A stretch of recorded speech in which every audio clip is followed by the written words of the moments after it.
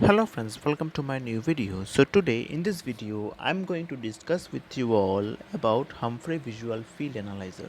Let's start. So before starting this presentation, I would like to ask you a question, that is, what is visual field? So visual field is the entire area that our each eye sees at a time when our eye fixes at a fixed point. That is visual field. So then there is some visual field boundaries are there, that is superior visual field boundary is 60 degree, inferior it is 70 to 75 degree, nasal it is 60 degree, and temporal it is 90 to 100 degree. So there is a disorder called glaucoma which leads to decrease in visual field.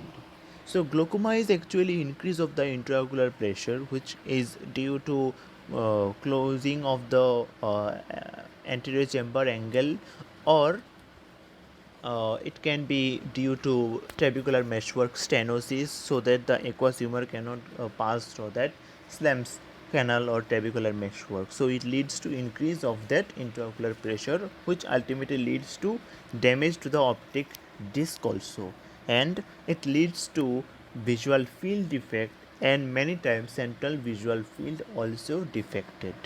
So this is glaucoma. So if the person is having glaucoma, then he can have a peripheral field defect. So it is very necessary to test his visual field. So for this, HVF or Humphrey visual field analyzer is used. Now, as you are looking at the hill of vision, so in the entire retina, the fovea is the point where the highest retinal sensitivity is present. And when we go from foveal area to the periphery, then the retinal sensitivity slowly reduce.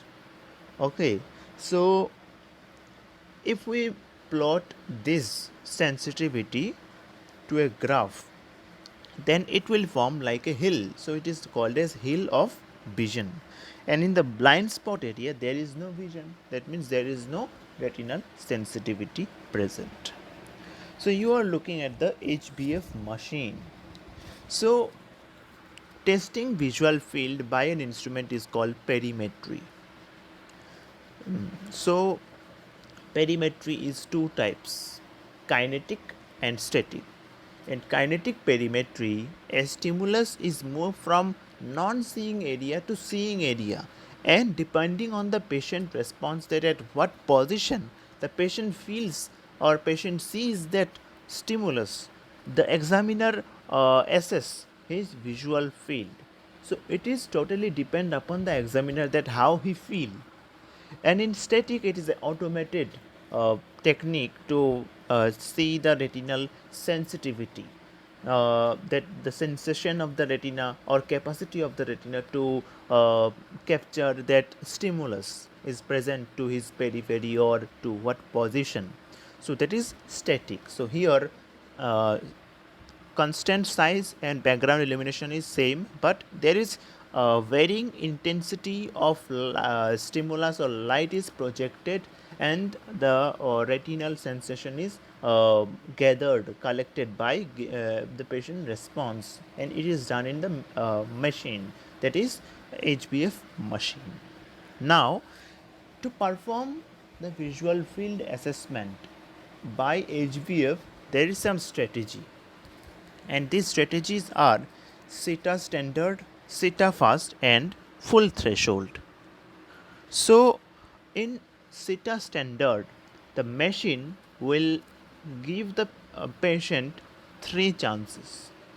That means the stimulus will project on the position three times, and if the patient not able to recognize that stimulus at that position, then the machine record that there is absence of retinal sensitivity.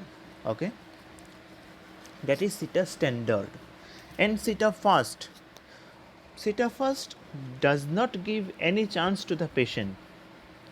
If the patient misses a stimulus, then it is noted that there is no retinal sensitivity is present in that position. And full threshold, it is used where there is 0 dB. Okay, that means full intensity of light is used. Those patients who are having low visual acuity or less than 6 by 60, who are not able to see the stimulus properly, so for them a full stimulus is used. So there is some point patterns are there which are used in HBF machine, that is 30-2, 24-2 and 10-2. And we are going to discuss each point pattern separately. 30-2 technique or testing. So in this type of point pattern, there is 76 total points are there, and the gap between those points is 6 degree, and it is in the central it is 3 degree. So this 30-2 point pattern is used if the person is having any neurological disorders, then this testing is preferred. 24-2, 24-2, there is 54 points are there. So in 30-2 and 24-2, the procedure is same, and points positions are also same. Just the difference is that 30-2 have an extra points in its periphery which are absent in 24-2, but the procedure, point positions, gap, everything is same. So in 24-2, the gap between point is same as 30-2, that is 6 degree, and in the central point gap is 3 degree. So it is seen that 30-2 and 24 are as this procedure is same, and 24-2 take less time than 30-2. So 24-2 is preferred over 30-2. Okay. And in 30-2, the extra point which are present in the periphery are tested last, so its importance is also very less. So this is why 24-2 is majority people perform this test. Now let's move to 10-2 technique. There is 64 points are present in 10-2, and the point gap is 2 degree. So 10-2 is used in assessing the retinal sensitivity of central, that is macular area. Okay. So in 24-2, 24-2, it will look like an octagon shape visual field. Okay. So it will look like an octagon, and 30-2 it will look as circular. So you can easily differentiate that whether it is 30-2 or 24-2 by seeing its shape. And 10-2 is also same, but 30-2 and 10-2 shape, there is a difference is that in 10-2 there is absence of optic disc, but in case of 30-2 there is presence of optic disc. So by looking at it, we can understand that it is 10-2 and it is 30-2. So in 10-2, why the optic disc is absent? Because the position of the optic disc is 15 degree. 15 degree to the from the macular area. Okay. But 10-2 technique take the retinal sensitivity at 10 degree area of, around the macula, but as the optic disc is 15 degree, that is outside 10 degree, so 10-2 does not have that optic disc in its visual field. Now as you are looking here, this is 24-2 technique. As you can see that it is octagon shape, and if this is circular in shape and there is presence of optic disc, that is blackish area that you can see here, that is optic disc. So if it is present, if it is circular and there is optic disc, then it indicates that it is 30 dash 2, and there is no optic disc and it is circular, then it indicates that it is 10 dash 2 technique. So this is, and this is a full Humphrey visual field report. There is 10 zones that we will discuss each and every zone separately. Now let's move to zone 1. So in zone 1, the patient details are mentioned in zone 1. Okay, that means the patient name, patient ID, what is the ID, or what type of technique is used, what is the visual acuity of that patient, what and what is the pupil diameter, what is the time, date, age. These things are mentioned in zone 1, that is patient details. Okay, which eye is to be mentioned, is tested, and what is the date of birth of the patient, etc. So in zone 2, there is some points that fixation losses, false positive, false negative. Okay, so what is fixation loss? So during the test, the program will send the stimulus on the optic disc many times. The patient should not see that stimulus as it is projected on the optic disc. Now if the patient answer that he sees the stimulus, then he need to move his eyes, so it will be a fixation loss. So during the whole process, the program will send the stimulus, or send the stimulus to the optic disc at about 15 to 20 times, and if the patient responds, or patient move his eyes and see the stimulus which is fell on the optic disc, then how many times the patient sees, it will recorded as 5 times. Suppose the patient seen that stimulus which are fell on the optic disc 5 times, and total the machine fell that stimulus on the optic disc 15 times, then it will noted as 5 by 15. Okay, so the normal limit or normal value of the fixation loss is not more than 33%.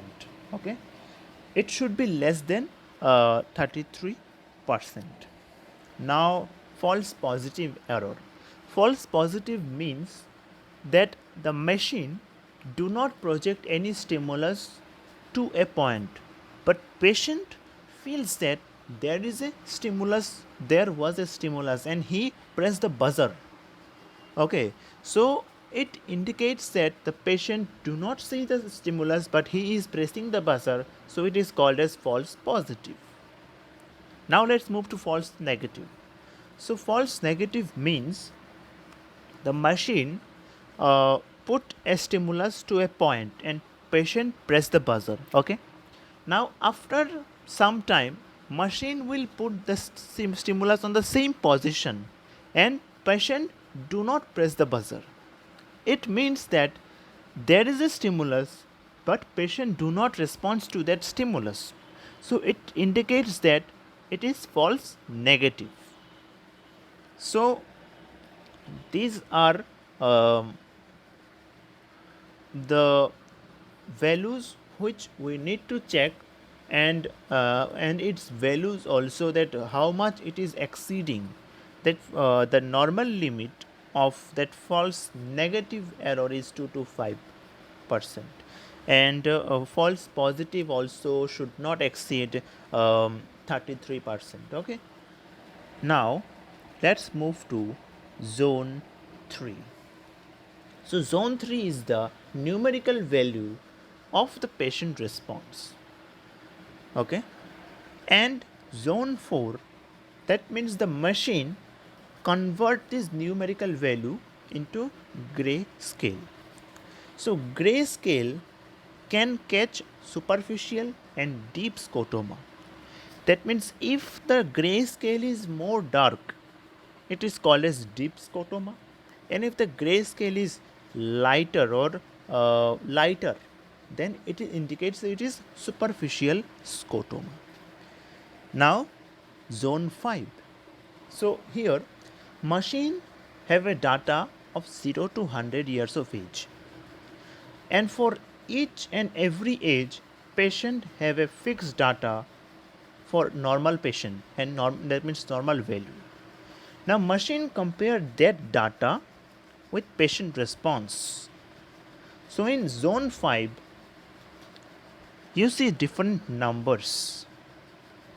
Machine hold a reference point, okay, uh, like here, and that those reference points are related to the patient age. So here the reference point, suppose it is 0. So if the patient response is more than 0, that is positive, then it means the patient is more than normal.